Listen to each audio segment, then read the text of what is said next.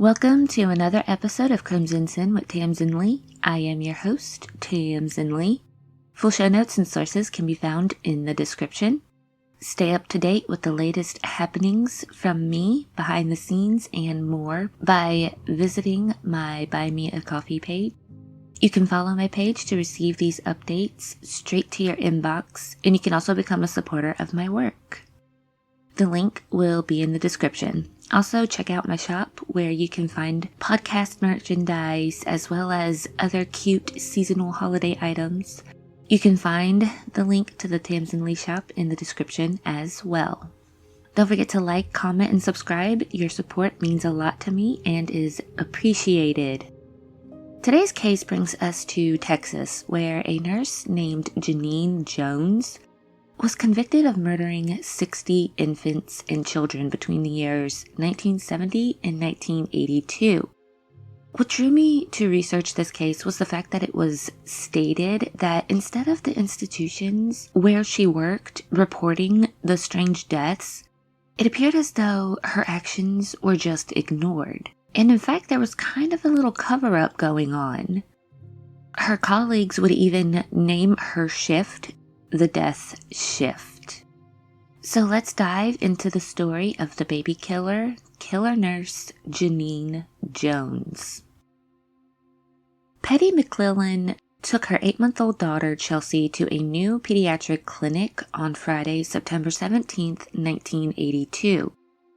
The facility had just opened the day before in Kerrville, Texas, and was close to where the family lived.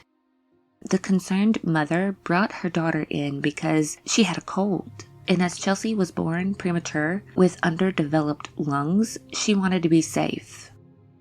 Chelsea was the very first patient seen at the new clinic. While Dr. Kathleen Holland talked to Patty, Nurse Genene Jones took Chelsea to another area of the clinic to play with a ball. Not long after, the nurse rushed back to the mother and doctor to inform them that the child had stopped breathing. An oxygen mask was placed on the baby's face before rushing her to the nearby emergency room at Sid Peterson Hospital. Thankfully, Chelsea recovered. Patty and her husband Reed were grateful that such a skilled and attentive nurse was on staff at the new clinic and spread the word of this wonderful nurse to other parents. 9 months later, Chelsea was brought into the clinic again for a routine checkup. Dr. Holland ordered 2 standard inoculations for Chelsea that morning. As Genene Jones administered the first needle, Chelsea started having trouble breathing. It seemed as though the baby was having a seizure, so Patty asked the nurse to stop. But Genene ignored the mother's request and gave Chelsea the second injection. This is when she stopped breathing altogether, jerking around as if trying to desperately breathe. Then she went limp. An ambulance transported the baby to Sid Peterson Hospital, arriving 9 minutes later with a breathing tube down her throat. Chelsea tried to remove the tube, so the doctor replaced it with a larger one and gave her something that would make her go to sleep. Genene carried Chelsea in her arms the entire time. Allegedly, Genene stated, "And they said there wouldn't be any excitement when we came to Kerrville." But there was plenty of excitement at this clinic. More excitement than most clinics ever see. And Nurse Genene was always at the center of it. Dr. Holland arranged for Chelsea to be transported to a hospital where neurological tests could be performed. But while in the ambulance, Chelsea stopped breathing again. And this time, her heart stopped. Nurse Jones gave the child several injections while Dr. Holland performed a heart massage, but there was no response. They pulled into a nearby hospital to continue treatment, but after 20 minutes, it was clear that the team failed. Chelsea McClellan had died. Genene Jones sobbed over the child's body as she cleaned her up and wrapped her in a blanket. Petty McClellan could not believe that her beautiful daughter had passed away, instead believing that she was merely asleep. They all returned to Sid Peterson Hospital, with the nurse carrying the child to the hospital morgue. Dr. Holland requested an autopsy to be performed because the circumstances were just too unusual. Chelsea was brought into the clinic for a routine exam with no problems or complaints. How did she go into cardiac arrest? The McClellan parents arranged the funeral. It was reported that Petty was unable to cope with the death of her child. Her family stated that she had screamed and fainted at the funeral. They even sent her to get psychiatric help. Because of this, she spent most of her time in a haze. One day, the mother went to her daughter's grave to lay flowers and was shocked to see Genene Jones. The nurse kneeled at the foot of Chelsea's grave, sobbing and screaming the child's name as she rocked back and forth. A sight that was very theatrical and strange, as her anguish could cause others to mistake her as the mother of the child. As Petty approached the grave, she asked the nurse what she was doing there. Without a word, the nurse stared at the mother blankly, then walked away. After she had left, Petty noticed something. While the nurse left flowers, she had taken a bow off of Chelsea's grave. Genene Jones was born on July 13, 1950, and was immediately given up for adoption. Her adoptive parents, Dick and Gladys Jones, also adopted 3 other children. The family of 6 lived in a 2-story, 4-bedroom mansion just outside of San Antonio. Patriarch Dick was an entrepreneur and professional gambler who worked in the entertainment business operating nightclubs. He was described as free-spending and generous, which would ultimately take a toll on his family, especially when the nightclub he operated started to go south and there was less money coming in. He would eventually try running a restaurant, which ultimately failed also. Genene was 10 years old when her father was arrested for stealing a large safe from the home of a man who had been at Dick's nightclub at the time of the burglary. The safe was said to have had $1,500 in cash, as well as some valuable jewelry. A priest would later turn the safe over to the police, but refused to tell them who had given it to him. Still, officers arrested Dick for the crime, which he did ultimately confess to. He claimed that it was nothing more than a practical joke, and the charges were dropped. When Dick opened a billboard business, it was alleged that this was the happiest time in Genene's life. She would spend her time riding around in the truck with her father as he put up billboards. Genene would claim that she had a hard time getting attention, often feeling left out and unfavored by her parents. She would go around telling everyone she was the family's black sheep, and she would claim that she would feel unwanted and unloved. To receive the attention she craved, she would sometimes pretend to be sick. At school, she was described as bossy. Her physical appearance, being short and overweight, was also attributed to the loneliness she felt. Classmates would call her aggressive, and her friends stated that she had betrayed them. Many also claimed that she was known for lying and manipulating people. Genene could find solace at home as she was close to her younger brother Travis, who enjoyed tinkering around in his father's shop. At the age of 14, he assembled a pipe bomb that blew up in his face and killed him. Genene was 16 when her brother died. During the funeral, she was said to have screamed and fainted. Some believed that her reaction at the funeral was sincere, while others felt that she was just grabbing at an opportunity for attention with this show of emotion. During her senior year of high school, Genene's father fell ill. He was diagnosed with terminal cancer and refused treatment. He lived through the Christmas holidays of 1967, but died shortly afterward at the age of 56. Just over a year after the death of Travis. Genene was devastated. She believed that the only way to alleviate the pain from these tragedies was to get married right away, even though she had not finished high school yet. She and her mother fought over this relentlessly. Gladys would soon begin heavily drinking while refusing to allow Genene to marry. It was too soon after the family tragedies for a wedding. When Genene graduated high school, she soon married high school dropout James Jimmy Harvey Delaney Jr.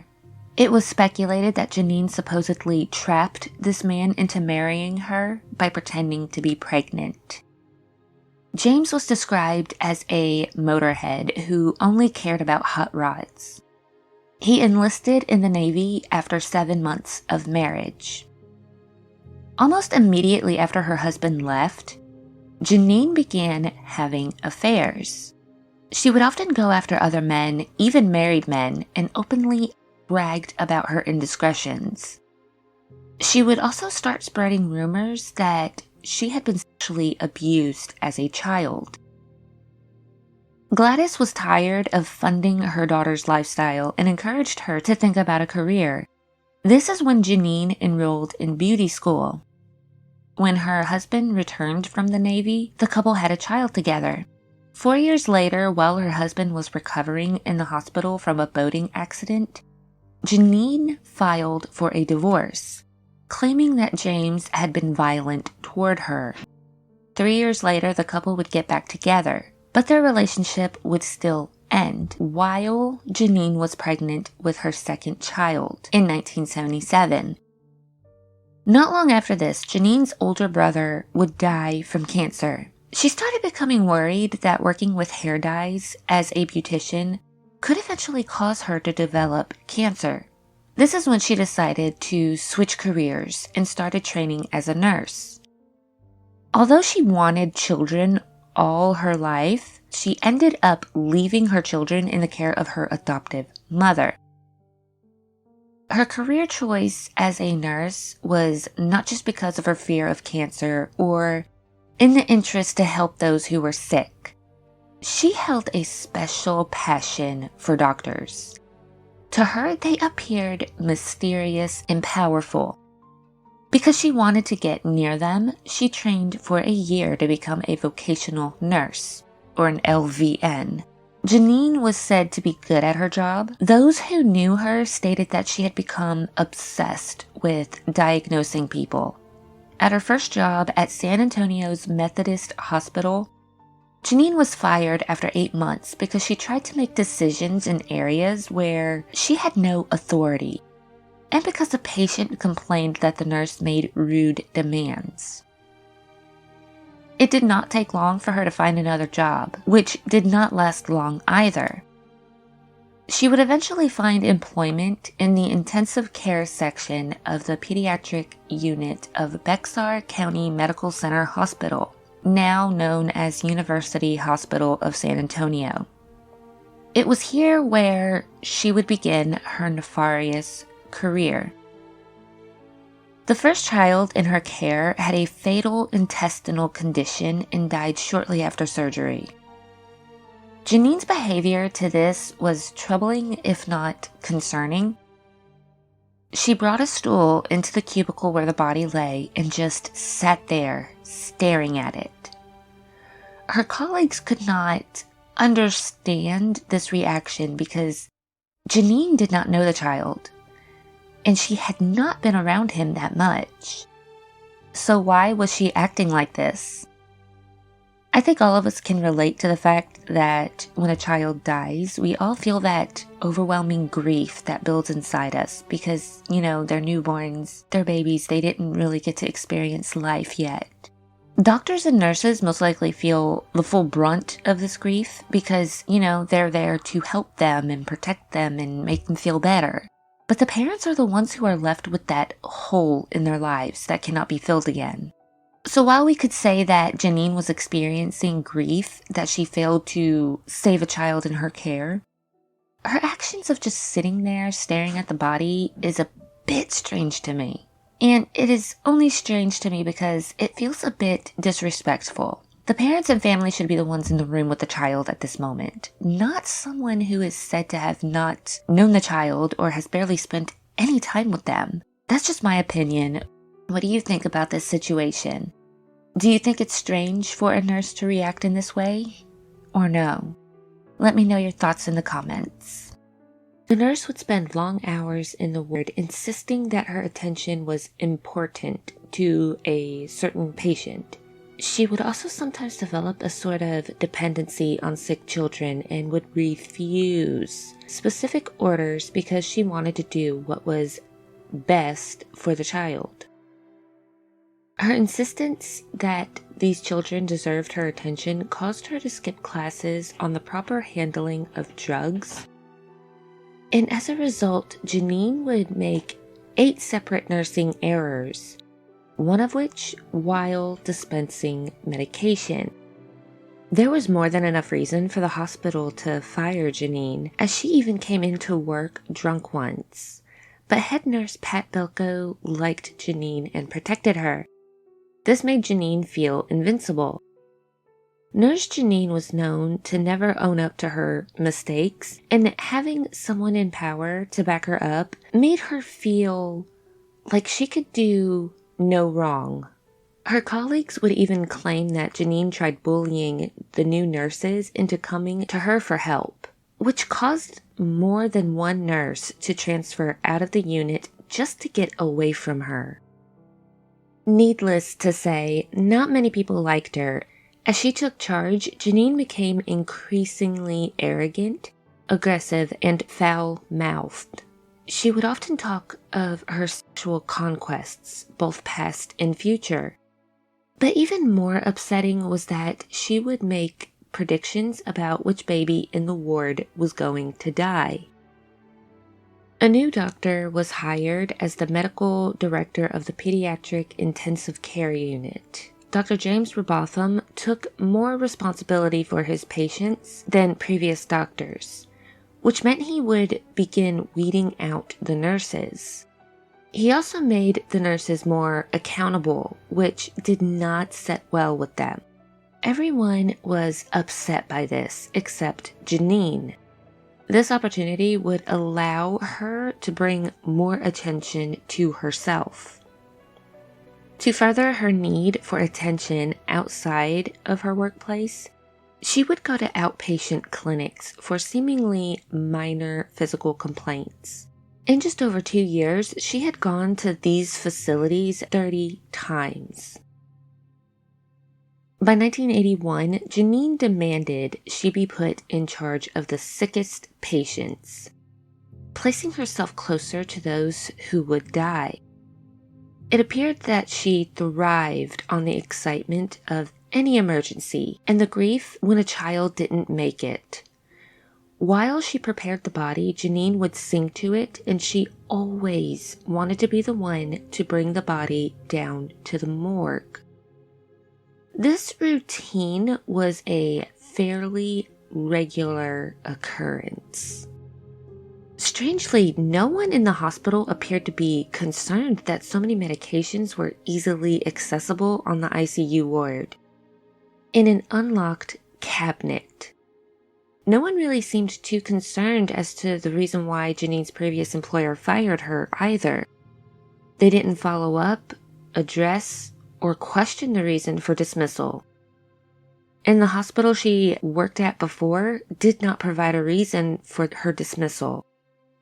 No one reached out, even though Genene was placed in a position that required a significant amount of responsibility.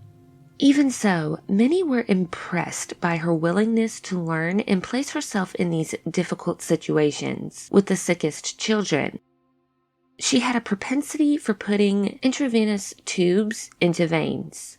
Genene would request special seminars handling certain drugs and would ask many questions. But this hunger for knowledge would soon become very clear. Children in the unit were dying from problems that shouldn't have been fatal. A statistically improbable number of children were dying.